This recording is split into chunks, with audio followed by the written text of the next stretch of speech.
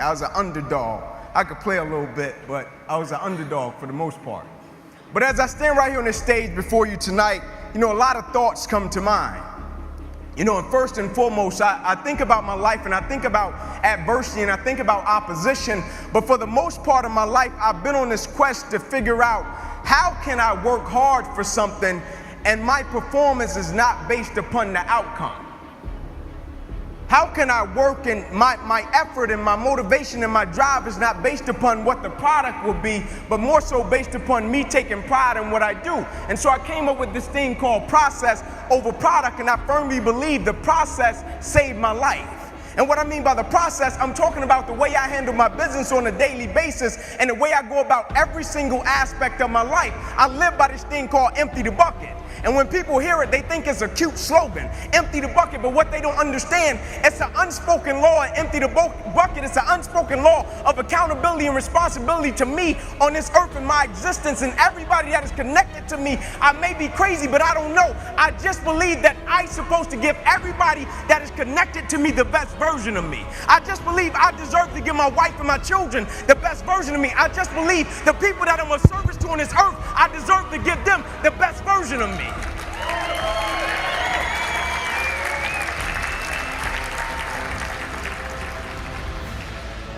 You see, the thing about chasing a product and what the product is money.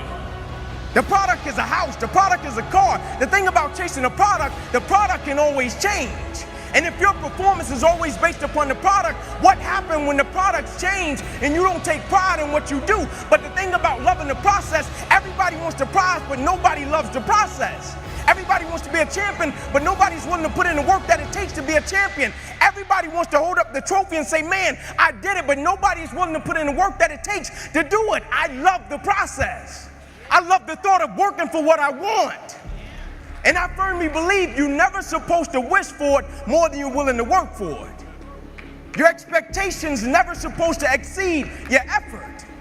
But a lot of people, they wish, and they're not willing to work. And the great thing about life has a funny way of testing all of us and seeing how bad we really want what it is that we say we want. Because the thing I know about people can talk the talk. And people do it very well. But life is going to hit you with a certain level of opposition. Life is going to hit you with a certain level of adversity. And life is going to say to you, you said you wanted it, now let's see how bad you really want it. But the great thing about it, if you love the process, when opposition and adversity hits, you will have a way of embracing it and using it, not only for yourself, but you will use it to make everybody that's connected to you stronger, because your vision has to be larger than yourself. If everything that you do is just about you and for your personal gain, something's going to come up against you that's going to be a lot tougher than you. And if it's just about you, the moment you hit it, you're going to quit and give up every time.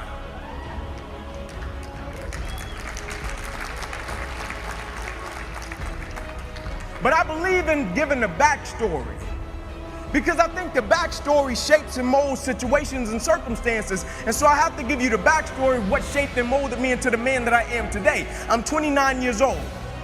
My mother got pregnant with me at 15 years old. I grew up on the east side of Atlanta, about 5 minutes away from where the Atlanta Braves play, in a neighborhood by the name of Kirkwood.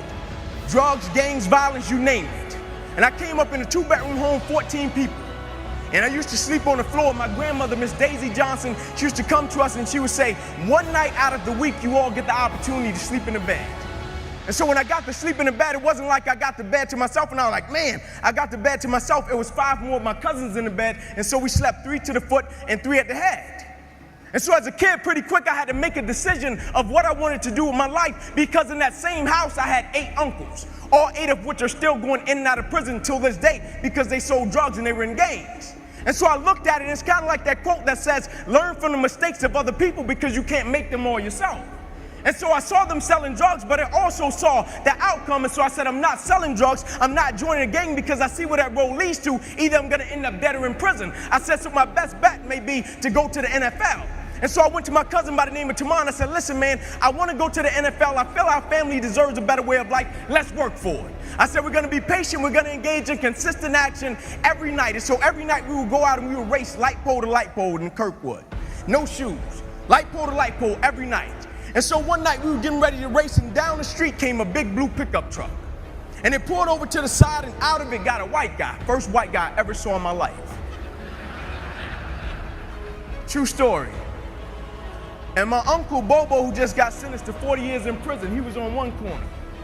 My other uncle Johnny, he was on the other corner. My uncle Bobo took off running, and he looked at me. He said, "Ink, don't talk to him." Saying to me, that guy has to be the police.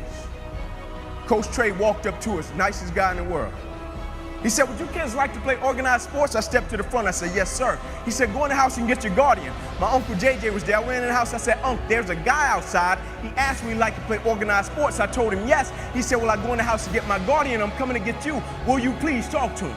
My uncle said, "Sure." My uncle walked outside. Coach Trey said, "Would you like to sign these kids up for organized sports?" My uncle said, "Yes, sir, but I hate to tell you, we don't have the money." He said, "Don't worry about the money. You get them to the park and I'll take care of it." That same guy still buys me drawers and socks until this day on Christmas, and I'm 29 years old, and he started when I was 7.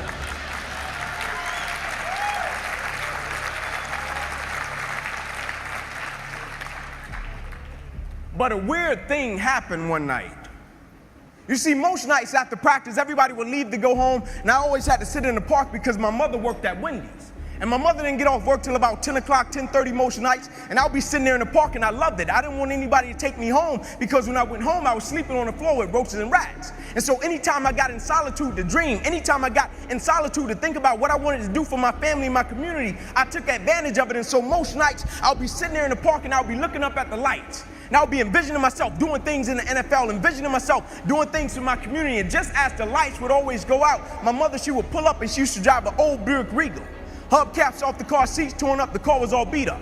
And she would pull up and she would put the car in park, and I would always hop up, I would run over to my mother, I would give her a hug and a kiss, and I would say, "Mom, if you don't mind, can you please sit back in your car? I have to do some extra drills, I have to go to the NFL." She would never have to work another day in your life. And I knew she was tired. And every night my mother would say, "Sure, Ink," and she would sit back in that car, those car lights would hit that field, and here you had a 7-year-old kid doing backpedaling drills, running sprints, running laps, chasing his dream to go to the NFL. And just beyond those car lights, I could always connect with my mother's eyes. And so it made me dig a little bit deeper, it made me push myself a little bit further, it made me work a little bit harder. I live by this thing called the harder you work, the harder it is to surrender. You see, the reason people quit, they don't take pride in what they do.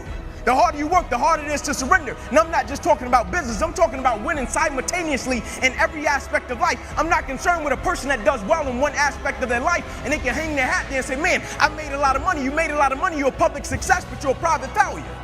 What good is it to make a lot of money and you don't want to go home to your family? What good is it to make a lot of money and you don't take care of your kids? What good is it? You're a public success, but you're a private failure. And so how can we win simultaneously and take pride in everything that we do?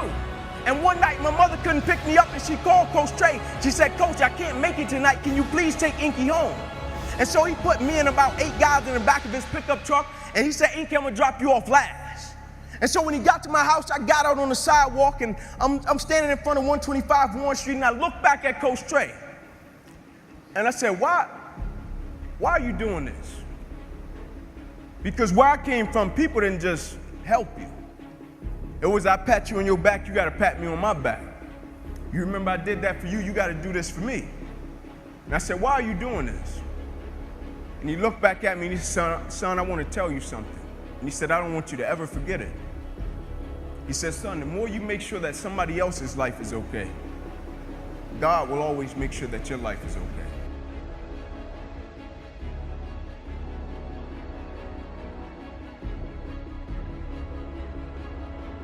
And immediately I got it. The light bulb went off. I stopped being this little selfish kid. I stopped being like my 4-year-old son.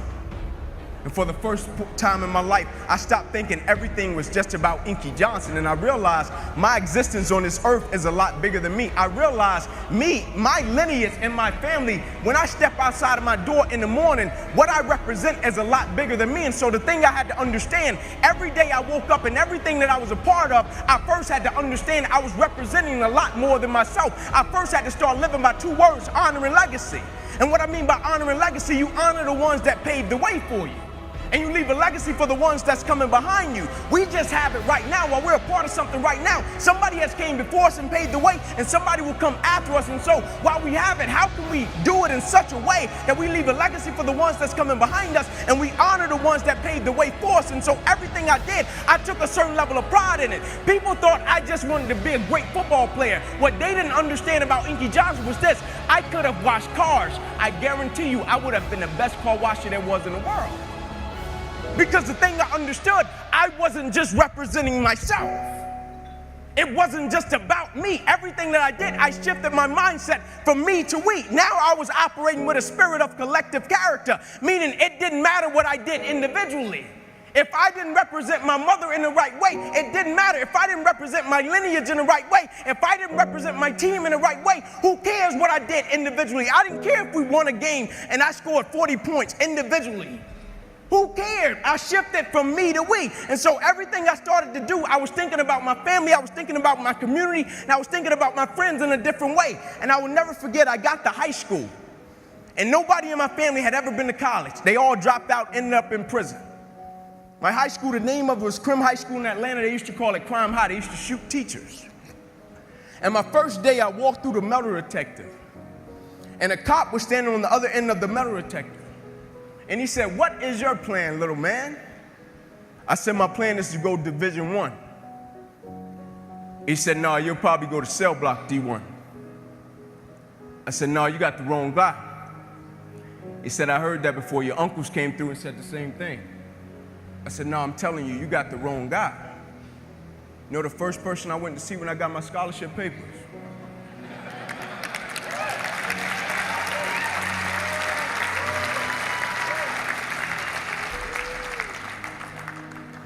But you know the most amazing thing happened? It wasn't that I went to college. I had 3 little cousins sleeping on that same floor that went to college.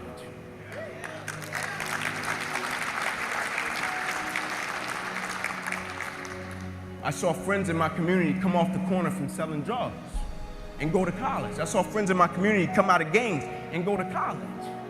All because I shifted my mindset and it wasn't about me. I broke generational curses in my community because it wasn't just about me. I didn't care so much about me going to college. I wanted the ones coming behind me to get it. And I'll never forget, I went on an airplane, and my first time riding an airplane, I was a senior going to a football game, and I went in the restroom on the airplane, and as I was washing my hands, there was a sign on the wall. And I'll never forget it. My first time on the airplane, I'm washing my hands, there was a sign on the wall.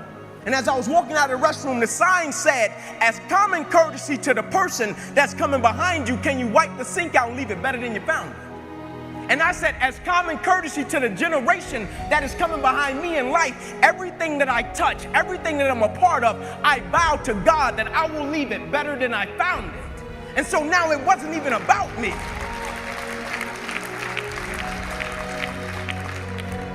And I got my scholarship up to Tennessee, and they looked at me when I first hit campus, 135-pound kid soaking wet in the SEC. And the first reporter, he asked me, he said, "Inky Johnson, do you even think you're gonna play at the University of Tennessee?" He said, "You're 135 pounds. I said, "Not only am I gonna play, I'm gonna start." I said, "You made a mistake." I said, "See, what you don't understand," and this is what most people do, they base judgment off of what they can see. But what they don't understand, the moments that make you who you are, the moments that they can't see. You see, anybody can be on their best behavior when somebody is standing over their shoulder, watching them, seeing if they're going to do what they're supposed to do. But what that reporter didn't see, you see, he could see I came from Crim High School. He could see I was 135 pounds. He could see I was 5'9". He could see all of the stats. He could see all of that. But what he never saw was when I was in the park with my mother when I was 7 years old. She was sitting at Buick Regal at 10:30 at night. What he didn't see was every Saturday morning at 5:30, I was up running 2 miles to a fire station and 2 miles back home. What he didn't see was every time I slept on that floor with roaches and rats with my cousins, I got up every morning, went to school, and never made one excuse. What he didn't see was on Christmas Eve when a guy came through me and my cousin's window, and he stuck a 9mm and a 45 in both our face and took all of our Christmas gifts, and we had to stand on the curb, and our mother told us, "Y'all just be grateful." He didn't see that. And those were the moments that made me who I am. And so now his opinion didn't matter. His opinion would never become my reality. And my freshman year, I played special teams. Sophomore season came, broke the starting lineup. You know the first person I went to see at Media Day?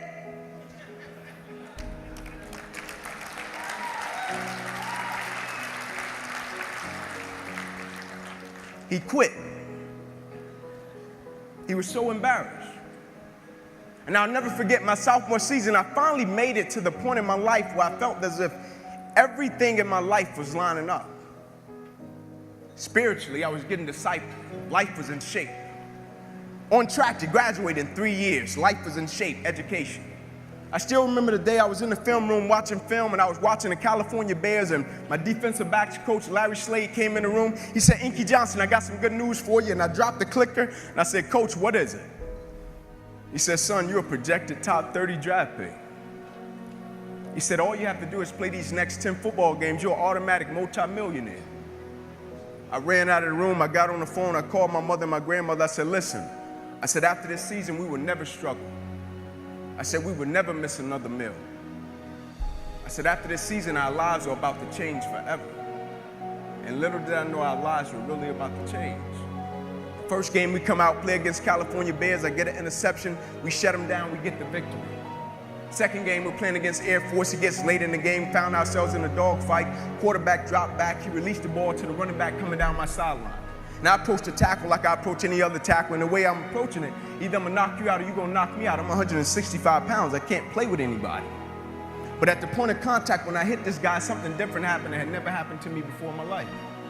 I hit him and it seemed as if every breath in my body left. My body went completely limp, I fell to the ground, I blacked out. I'll never forget when my eyes opened, my teammates ran over to me. My first guy that was over was Gerard Mayo, the middle linebacker for the Patriots, one of my best friends. And he said, "Ink, get up, let's go." I said, "I can't." He said, "What do you mean you can't? You're our lockdown corner, we need you, let's go." I said, "I can't move." I said, "There's a shock going through my whole body, I can't feel anything, man." One of the scariest moments of my life, and the shock eventually left, and it stayed in my right arm and hand. And I remember as I was lying there, I flipped my head to the left, and I could see the doctors and the trainers running onto the field, and I flipped my head up to the sky, and I said, "God," I said, "surely nothing has happened in this moment that can alter my life." I flipped my head back over to the left, and they were bringing the spine board out. I flipped my head up to the sky, I said, "God," I said, "that's precautionary measures, right?" They get me up on the spine board, they're wheeling me off the field, and I looked at the doctor because I couldn't feel my right arm. They had poked me with all type of needles. "Inky, can you feel this? Can you feel?" I couldn't feel a thing. And I said, "Doc, can you lift my right arm and hand?" He said, "Sure, Ink," and he raised it up, and I lifted my left. And I pumped it to our supporters. I don't believe in using the word fans. I think it's an arrogant term. Who am I to call a person a fan? They pay to see you play. They're supporting you. And as he was bringing my arm down, I looked at the doctor. I said, "Oh, yeah." I said, "I'll be back." Never thinking that would be the last game that I would ever play in my life. They get me in the ambulance, things turn up a notch, I still don't pay it any mind. They get me over to the hospital, they said, "Inky, we're gonna take you back and run some CAT scans." They took me back, they ran the CAT scans, and they rolled me back into my room, and I'll never forget it. All in about a 15-second time frame, I was lying there in my bed, and I could see over my right shoulder. And I looked at my father, and we caught eyes, and my father, he went to take a step in, and he looked at me, and he said, "Son, I can't do it." And he walked out.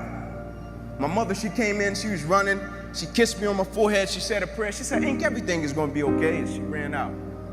And as soon as my mother stepped outside of the room, the doctor rushed in from the opposite side, and he said, "Hey, get in here, we gotta rush this guy back to emergency surgery, he's about to die." I said, "What?" I said, "My mom just told me everything was going to be okay." Like, this is total opposite, you talking about I'm about to die. I said, "What happened?" He said, "Son, what happened? You have busted up subclavian artery in your chest. You're bleeding internally. We have to rush you back and take the main vein out of your left leg and plug it into your chest in order to save your life." And when I woke up from recovery, the same doctor was standing over me. He said, "Inky, I have some good news and some bad news for you." I said, "You got some bad news for me?" After telling him I was about to die, I'm still alive. How bad can it get? I'm still here. He said, "The good news is, son, we saved your life." I said, "Thank you, sir." He said, "The bad news is you have nerve damage in your right shoulder." I said, "Cool." He said, "We got to send you up to the Mayo Clinic in Rochester, Minnesota." I said, "Cool." He said, "But the problem is, Ink, you probably can never play the game of football again in your life." I said, "No way." He said, "Yeah, Ink, you got some pretty bad nerve damage." I said, "No." I said, "Doc, no disrespect, man, but I'm 8 games away." Like, Doc, no disrespect, but this is about to change my family's life. Doc, I've been working for this ever since I was 7 years old. Doc, there's no way. God, not now, God. Like, let me make it to the NFL so I can help my family first. Like, we missed meals. And you're talking about my career could end right now? Like, no way. And I snapped out of it. I said, man, I never cheated. I said, there's no way. I never cheated. I never cheated myself. I gave everything I had to it, and I respected it. I never cheated. There's no way that my career can be over. I said, send me up to the Mayo Clinic. And after several visits, I'll never forget, this is when reality set in. It was me, my mother, my father in the room, and the doctors came in. They said, Inky Johnson, here's the deal. They said, son, you have torn all the nerves in your brachial plexus. They said your brachial plexus are the nerve roots that go from your spine, and they come down, they control your shoulder, your arm, and your hand. They say you have torn them at all levels. They cannot be replugged. They said, son, we hate to tell you, but your arm, it would never be the same again. Your hand, it would never be the same again. Son, you can never play the game of football again. They said, son, here are your surgery options. We could take a muscle out of the back of your left leg, plug it into your right arm, but there's a possibility that you'll be left with a weak left leg and a weak right arm the rest of your life. Or we could take a nerve out of your left arm, reroute it up to your chest, down into your right arm, but there's a possibility that you'll be left with 2 weak arms the rest of your life. Or we could take a nerve out of your left rib, reroute it up to your chest, down into your right arm, but there's a possibility that you'll be left with a breathing problem and a weak right arm the rest of your life. By the way, tell us what you want to do in the morning. And the next morning, I walked into the doctor's office. They said, son, what option did you choose? I said, no disrespect to you, doc. I'm not choosing an option. My situation is out of your hands. It said, cut with the cute talk. I said, no disrespect to you, doc. Cut me where you got to cut me. My situation is out of your hands. I'm not choosing an option. I said, I know I will come out of this situation okay. And as I stand right here on this stage, thank you.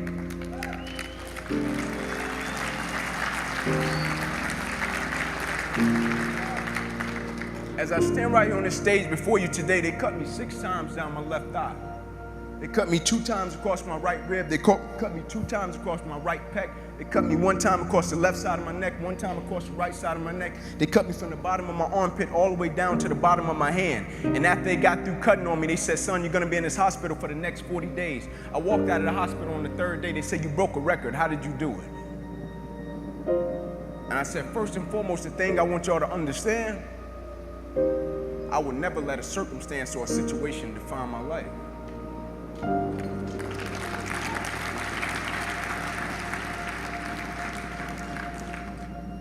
But most importantly, you know what I had invested? I had sweat equity. I had been working my whole life. And what I didn't understand, by being determined to chase something, by being committed to it, and what commitment is staying true to what you said you were going to do long after the mood that you have set it in has left. You see, people think commitment is saying, yes, I'll do it on the days when it feels good. But I have been committed to everything that I ever started in my life, and I never stopped and I never quit it. And so by being committed to everything that I started, I finished it. It built a certain type of spirit. It built a certain type of mentality. It built a certain type of individual. And so now I couldn't quit even if I wanted to. I couldn't lay in the bed even if I wanted to. I couldn't stop even if I wanted to. I had too much sweat equity in my life and everything that I was doing. Because I understood my existence wasn't about me. I went from me to we a long time ago. I understood the process is more important than the product. It wasn't about the outcome for me. Whether I made it to the NFL or not, that was inconsequential in God's plan for my life. But I was going to fall in love with that process because I understood by falling in love with that process, it was going to turn me into a machine.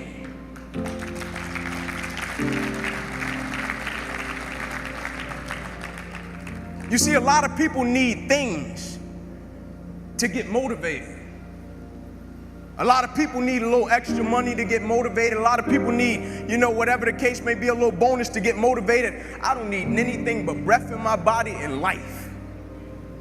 And every day I wake up, I understand I got 2 children depending on me. I understand I got a wife depending on me. I understand I got a world that needs me. The reason I go at life with the passion and the zeal that I go at it with is because I understand every day of my life is somebody in the world that is dependent on me. It may not be you, and if it's just about you, you're in trouble because I'm telling you, you're going to hit something in life that's a lot tougher than you, and it's going to test your will and it's going to test your heart. And if it's just about you and if it's just about the product, it will crush you. Every day I get up, I understand it's somebody in the free world that's looking looking at me to see if I'm going to keep going. And so I can't quit.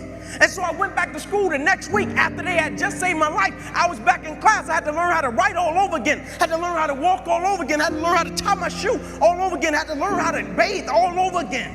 I had to learn how to live life all over again. Never one time did I say, let me go home. I need a break. Never one time did I go into the training room and said, I need some time off. Can you all just give me a little leave time? I need to go back home. I need some time off. My life just changed last week. And they came to me and they said, Inky, go home. We know how much the game of football meant to you. I said, yeah, you know how much the game of football meant to me, but you don't know how much life means to me. You see, the thing we have to understand about everything that we're a part of, first and foremost, it's a blessing by God.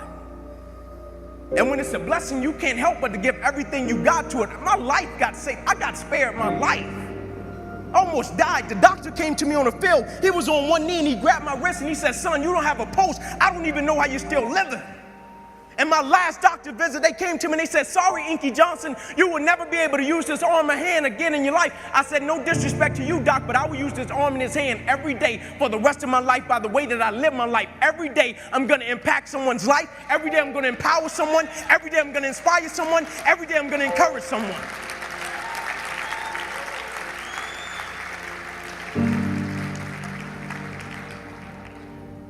The thing we have to understand, what business are we in? You know, protocol, they call me in the world, they say Inky's a speaker. Inky's a motivational, whatever the case may be, Inky, whatever it is.